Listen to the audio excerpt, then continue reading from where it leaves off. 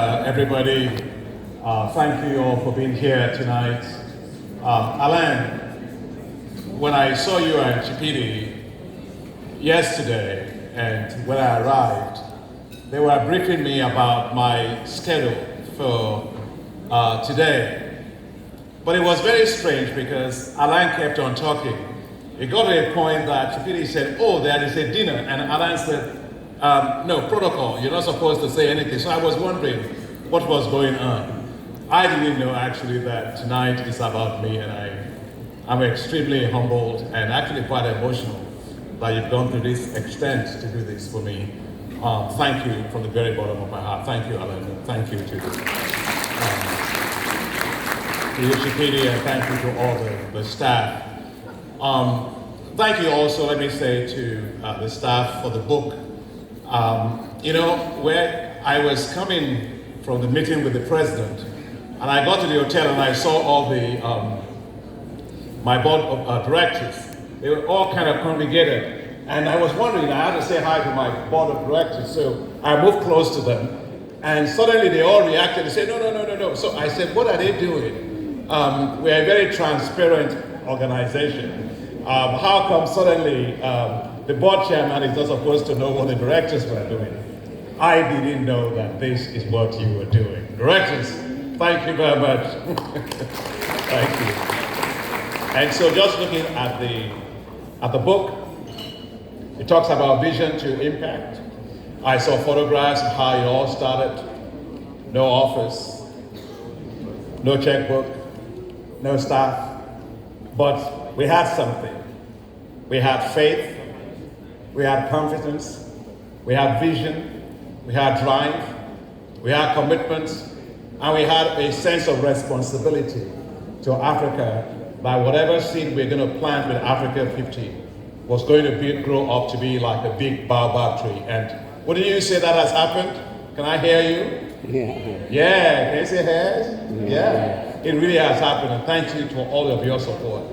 And to be here and to hear Yusuf also for this Alan beautiful art piece. It has everything about me in it.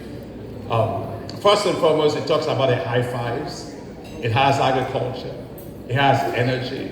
It has infrastructure. It has digital connectivity.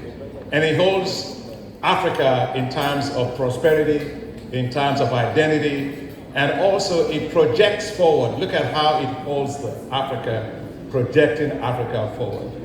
You see, I always like to say that God did not make a mistake making me an African. I'm proud as an African. I'll live as an African. And I'll die as an African. And if God allows on Resurrection Day, I'll ask him to let me come out as an African. And I always say about Alain, when we talk about doing big things, we have a sense of duty and obligation to do so because everything about Africa must be on fast track mode. We don't have a choice. We've got to do things at scale, faster, and impactful. That's very, very important for us to do. And that's why I push the African Development Bank, and that's why I also push you. Let me say that it's been a great honor of my life to have been given by the shareholders, you the shareholders of Africa 50, giving us the trust, giving us the resources, giving us the platform, and giving us the responsibility on our shoulders to build infrastructure, world-class infrastructure for Africa. I must thank my staff because I don't walk alone. And Charles Boama, where's Charles? I can't even see from here. Where is he? Huh? Yeah, Charles Boama was my temporary chief operating officer at Chipidi. So if you want to learn everything from the beginning, you go ask him.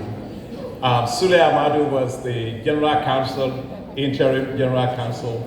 And we were just working like that. There wasn't anything. And look at where we are today. They are brothers, sisters, friends, colleagues. Life itself is short. And God has given each one of us oxygen. And that oxygen has an expiration date. So I always tell my staff at the bank, why not use the oxygen to do big things? Because it's going to expire anyway. And so everything that we do, let's think big. Let's act big. Let's deliver big for Africa. Not Mickey Mouse, no small thing for Africa. I just came from Ethiopia, straight here, where I was with Prime Minister Abiy, and we signed a mandated lead arranger thing with Ethiopia to support them on building the Bishoftu Airport. You know that airport? It is, their phase one alone, it's going to be 60 million passengers a year. In the second phase, it will reach 110 million passengers a year. And if you think about some of the places that we all go, their airport capacity is 90 million passengers, rather, 90 million passengers per year. So think of 110 million passengers per year, from 61 million to that. That's the kind of scale that we should be doing. Africa deserves the best. And I will end by just saying that all of you that are here, from shareholders, thank you for the resources that you've given to Africa 50. Thank you for the political support that you've given to Africa 50. To you, the institutional investors here, thank you for investing in Africa's future through Africa 50 as the agency to do that. And let me also say I'm grateful to all the staff of Africa 50, from our amazing CEO and all the staff for all of what you've done. And finally, my great appreciation goes to the board of directors. We've been colleagues, we've worked a lot.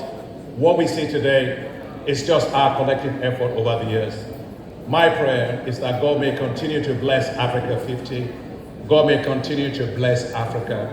God may continue to make us to be like a city set on a hill that can never be hidden. And I know that by God's grace, with all the oxygen that we all have in ourselves, let's continue to help Africa to do big things, to move forward, and to build a hope and a prosperity for a continent that we'll all say we are very proud of. I am proud to be an African, and I know that we can do big things. Thank you very much, and God bless you. I love everybody. Thank you.